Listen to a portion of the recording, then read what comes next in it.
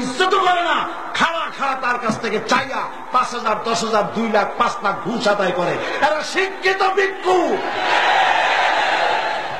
মনে রেখো, সরকারি অফিসার সব খারাপ আমি বলবো না, অনেক ভালো ভালো অফিসার আছে, কারণ আলহামদুলিল্লাহ আমার জানা শোনাও, নাম বলবো না, এমন অফিসারও আছে। এই বাংলাদেশের একজন সচিব, যিনি বাংলাদেশ ব্যাংকের যিনি গভর্নর ছিলেন, তারপরে অর্থ বিভাগের সচিব ছিলেন, আমি রাজস্ব রেভিনিউ বোর্ডের চেয়ারম্যান ছিলেন একজন, এবং একজন রাষ্ট্রপ্রধানের দুর্নীতি কমিটির আহ্বায়ক ছিলেন। যে সমস্ত পোস্ট তিনি হোল্ড করেছেন, দৈনিক 15 থেকে 20 লক্ষ টাকা ইনকাম করা কোনো ব্যাপার না। সেই লোক আর আমি আরো কয়েকজন লোক রাবেতা আলম ইসলামের মেহমান হয়ে মক্কা শরীফে গেছিলাম। কথায় কথা আসছে, তার এক মেয়ে একটা চিঠি লিখেছে, মিনায় বসে সেই চিঠিটা পাওয়া গেল। তিনি আমাকে চিঠিটা পড়তে দিলেন, দেখলাম তার মেয়ে চিঠি লিখছে, আব্বু, হজের সব খরচ করার পর যদি তোমার কাছে টাকা বেঁচে থাকে, তাহলে ইমিটেশনের একটা ম্যাচ করা একটা সেট আমার জন্য কিনে নিয়ে এসো।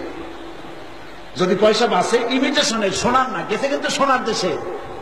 আমি অবাক হলাম। তিনি চিঠিটা পড়ে বললেন, আমাকে ভাইয়া বলে ডাকেন, বললেন, ভাইয়া, আমার কাছে এরকম কোনো পয়সা নাই যা দিয়ে আমি এটা নিতে পারি। ইমিটেশনের জিনিস, সোনার জিনিস নয়, রূপারও নয়। তার বোর জন্য একটা জায়নামাজ কেনার পয়সা তার কাছে ছিল না, অথচ এত বড় বড় পদ হোল্ড করেছেন। এরকম অফিসারও বাংলাদেশে আছে, আলহামদুলিল্লাহ। এরকম বড় বড় অফিসার বাংলাদেশে আছে, এরকম দারোগা আছে, এসপি আছে, ডিসি আছে, আলহামদুলিল্লাহ।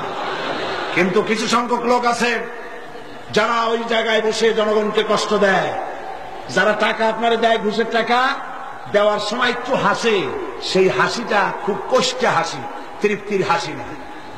মানুষ কানতে গিয়ে যদি হাসে দেয়, তখন অবস্থাটা কি হয়, ভেটকি দেওয়ার মতো। ওই রকম একটা কষ্ট হাসি হেসে টাকাটা দিয়ে বলে, স্যার একটু দেখবেন। হ্যাঁ দেখবো। তারপরে দিয়ে দিল। বাইরে এসে কয় কি জানেন, আল্লাহ, আমার এতগুলো টাকা এই শয়তানি নিল, ওর কুষ্টি সুদ্ধা খয়রাতি বানায় দিও। আমার সরকারি অফিসারেরা সমস্ত অফিসারদেরকে বলবো, খবরদার, ঘুষ খাইও না, ঘুষ খাওয়ার জাহান্নামের আগুন খাওয়া সমান। এরপর আমি সাংবাদিকদের কথা বলবো। সাংবাদিক ভাইয়েরা জাতির বিবেক। সাংবাদিক ভাইরা কি? জাতির বিবেক। আমি সর্বপ্রথম অন্তরের অন্তঃস্থল থেকে মোবারকবাদ জানাই ওই সব সাংবাদিকদেরকে যারা এই চট্টগ্রাম তাফসীরুল কোরআন মাহফিলের এই আওয়াজ লক্ষ লক্ষ মানুষের মধ্যে সীমাবদ্ধ ছিল, কিন্তু তারা কষ্ট করে পত্রিকায় ছাপাইয়া সারা বাংলাদেশের মানুষের কাছে পৌঁছায় দিয়েছেন। যে সব সাংবাদিকরা কষ্ট করে, তাদেরকে মাহফিলের পক্ষ থেকে আন্তরিক মোবারকবাদ জানাই, বলেন আলহামদুলিল্লাহ। কিন্তু এক শ্রেণীর সাংবাদিক আছে যারা তথ্য সন্ত্রাস করছে, মিথ্যে খবর ইসলামের বিরুদ্ধে ছাপায়। কাগজগুলি তৈরি হয়েছে ইসলামের বিরোধিতা করার জন্য। যেমন দৈনিক জঘন্য কণ্ঠ ভারতের টাকা দিয়ে তৈরি হয়েছে। ভারতের বাঁদরেরা এই পত্রিকা চালায়। এই ধরনের আজকের কাগজ, ভোরের কাগজ ভারত টাকা দিয়ে